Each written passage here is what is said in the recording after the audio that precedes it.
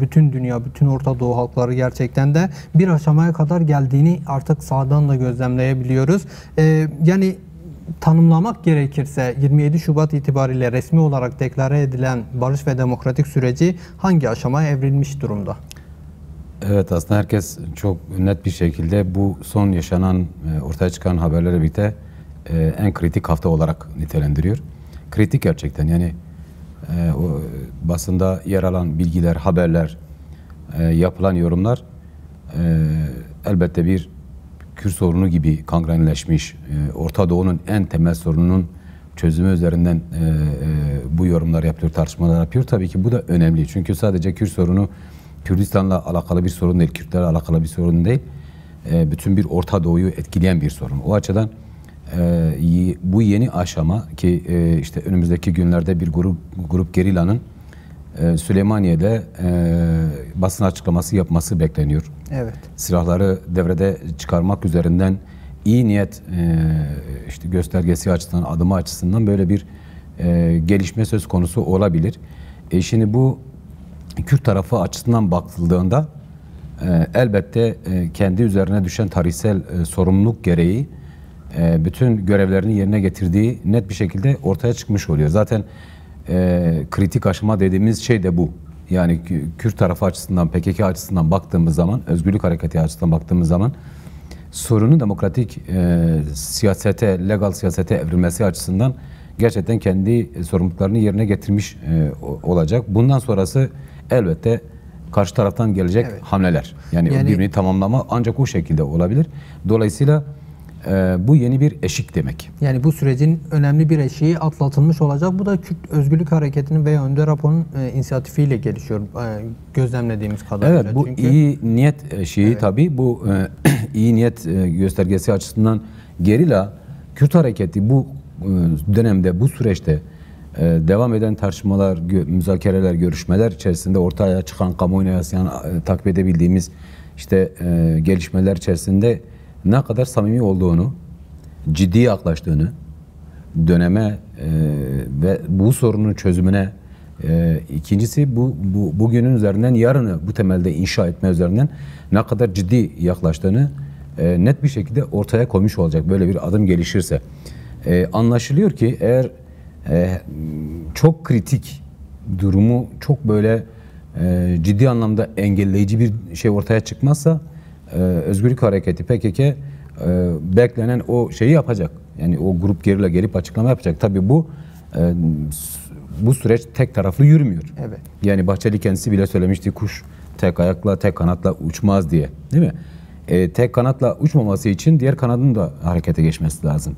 Diğer kanat da Türk devletidir. Onun da dolayısıyla kendi üzerine düşen sorumluluğu yapması lazım. Ya da bu sürecin gelişmesi önünde engel teşkil edici hiçbir girişime, bir duruma girmemesi gerekir ki beklenen o kritik aşama sağlıklı bir şekilde yeni bir sürece evrilmiş olsun. Çünkü şu açıdan söylüyorum, bu bir bitiş değil. Yani bu işte bir grup gerilla geldi, artık her şey bitti değil.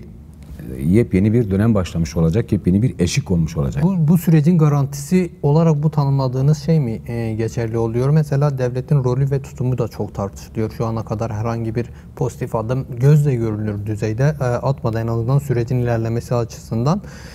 Devletin atması gereken adımlardan çok sıkça söz ediliyor fakat atmıyor. Yani devletin böyle bir adım atma zorunluluğu var mı yok mu tartışması mesela var. Varsa niye var? Bir de Kürt Özgürlük Hareketi bu kadar adım atıyor. Neyin garantisi karşılığında? Yani bu tecrübe mi bir garantiye dönüşüyor? Şimdi biraz önce mesela Bahçeli'nin söylemiş olduğu kuş tek kanatla uçmaz belirlemesini söyledik değil mi? Evet. Bu süreç 100 yıldır yaşanan bir savaşın sonucunda ortaya çıkan bir durum. Soykırım ve asimilasyonlar dışında hiçbir şey öngörülmüyordu. Son 40-50 yıldır çok yoğun bir savaş yaşandı. Şimdi bunun tek taraflı olmayacağı aşikar. Bunu sadece biz söylemiyoruz, artık bütün dünya söylüyor. İşin özü böyle aslında, işin realitesi böyle. Çünkü bir savaştan söylüyor. Savaş tek taraflı değil ki, çift taraflı iki gücün arasında yürüyen bir süreçten bahsediyor. Bütün bunlar deneyim çıkardı ortaya. Aslında hem Kürt Özgürlük Hareketi'ni hem de Türk devletini bu noktaya getiren, bunu bir ihtiyaç, bir zorunluluk olduğu çözümün masaya yatırılması gerektiği sonucuna ulaştıran neydi? Bütün bu deneyimlerdi. Bütün bu tecrübelerden ortaya çıkan sonuçtu. Bir de dünya yeniden şekilleniyor. Orta Doğu yeniden şekilleniyor. Güç dengeleri yeniden konumlanıyor. Şimdi bütün bunlar varken zihniyet değişiyor. Yani Orta Doğu'da da zihniyet değişiyor, dünyada da zihniyet değişiyor. Sistem anlayışları değişiyor, değil mi? Şimdi bilim, teknoloji gelişiyor. Şimdi bu çağda bunlar birer zorunluluk. Dolayısıyla eğer bu güçler ayakta kalmak istiyorlarsa, kendilerini yenileyip yeni dönemde, yeni yüzyılda var olmak istiyorlarsa bu tür 20. yüzyıl sorunlarını aynı olduğu gibi sürdüremezler. Çağın karakteri farklıdır. 20. yüzyıldaki durum farklıydı, konjonktür farklıydı. Mesela şunu biliyoruz değil mi? Pekin'in ortaya çıktığı dönemde çift kutuplu dünyadan söz ediliyordu. Şimdi bir kutbu Sovyetler sosyalist grubun temsilini yapıyordu. Diğer tarafta küresel kapitalizm vardı. Şimdi o dönem var mı? Yok. Ortadan kalktı. O dönem mesela dünyada var olan ilişkiler, dengeler daha çok 20. yüzyılda şekillenmiş ulus devletler üzerinden gelişiyordu. Küresel kapitalist güçlerle bölgesel ulus devletlerin ilişkileri vardı. Belirleyeni oydu. Sistemi şekillendiren, yerellerde de sürdüren, kendi çıkarına göre o dönemin şartları içerisinde öyle şekillendirmişti. Şimdi artık bu kendisine el vermiyor. Bilim ve teknoloji bu düzeyde değildi.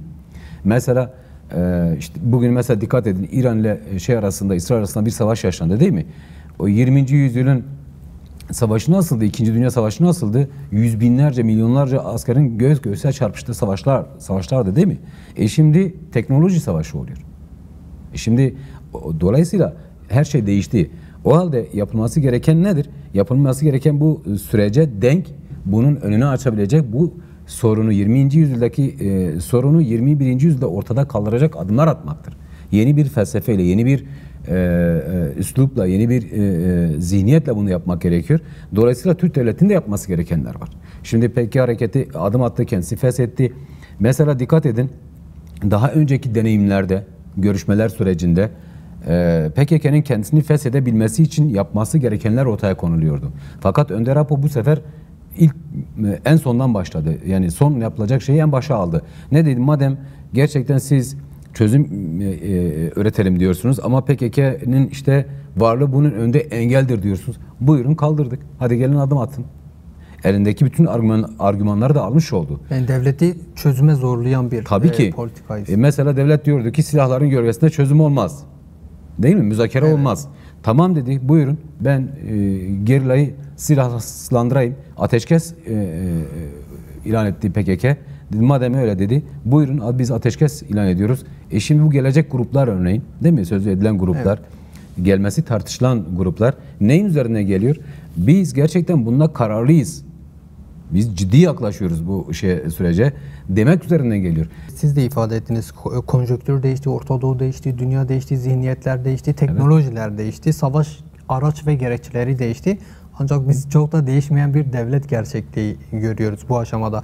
Değişime meydan okunması durumunda siz sürece pek de hazırlıklı değilmişsiniz gibi geliyor dediniz bana şimdi. Değişime meydan okunursa nasıl bir sonuç çıkarılır? Yani bunu da bence tartışmak gerekiyor. Bence değişime meydan okumak gibi bir lüksü yoktur devletin artık.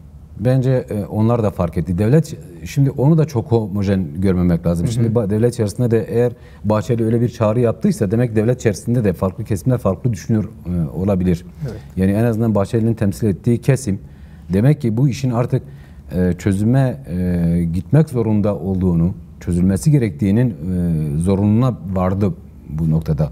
Devlet hepsi bu noktada böyle bir beklenti içerisinde mi ya da bunu öngörüyor muydu? Belki de değil.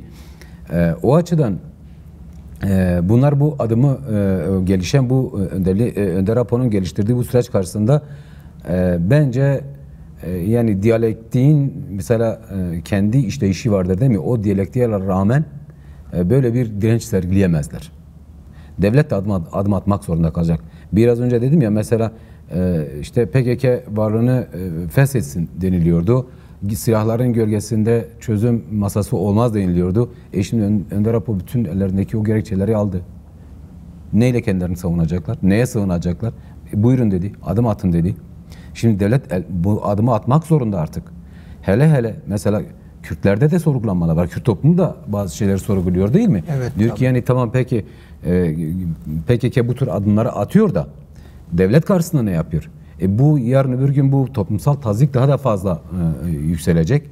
Hele mesela gerilla grubu buraya gelip Süleymaniye'de bir açıklama yaptığında Kürt hareketinin kendisini de söylüyor. Ondan sonra devlet adım atmak zorunda. Adımı atmadan olmaz. Adımı atmak zorunda. Aksi durumda süreç tıkanmış olur. Süreç bozulmuş olur. Bu yani nasıl söyleyeyim, zamanın karşısında durmaktır. Zamana karşı yelken çekmektir. Bence yapamaz.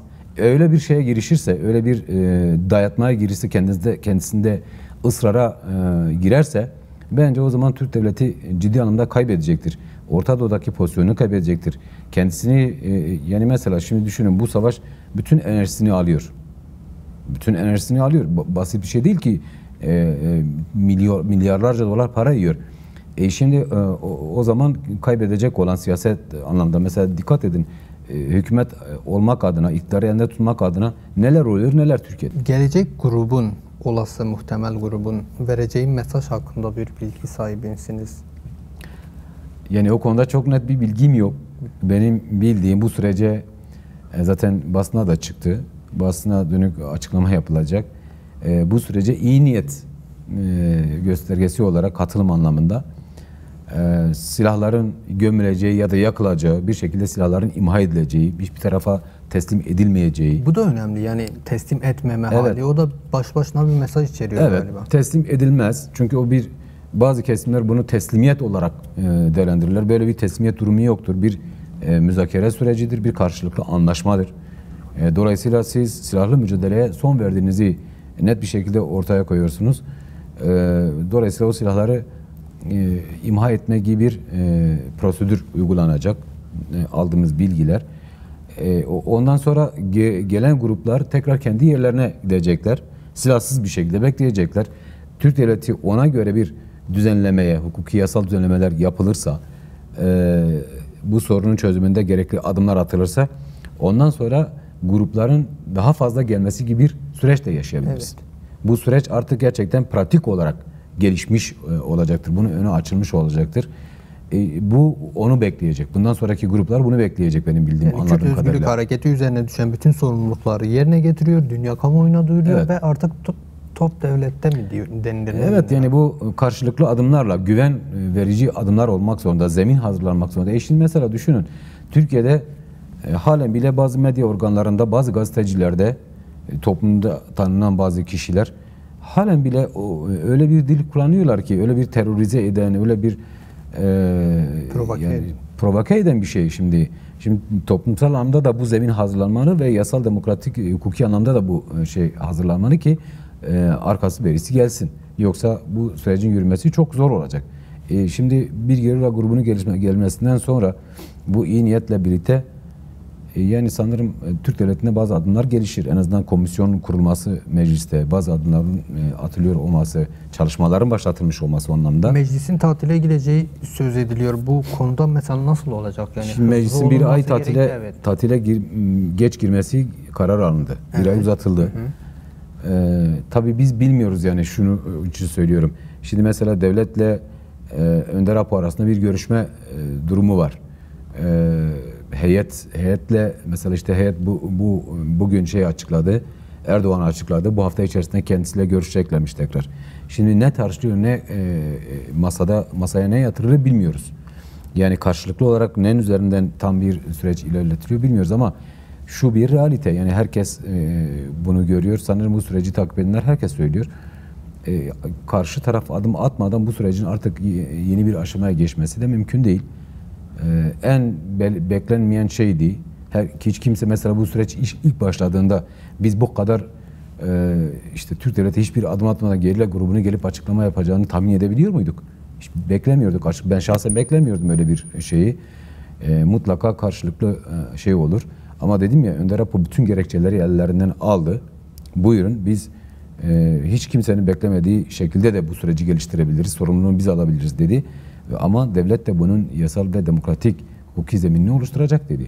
27 Şubat açıklamasında bu vardı zaten. En son işte Sırrı Süreyya Önder'in son olarak okuduğu not buna işaret ediyordu.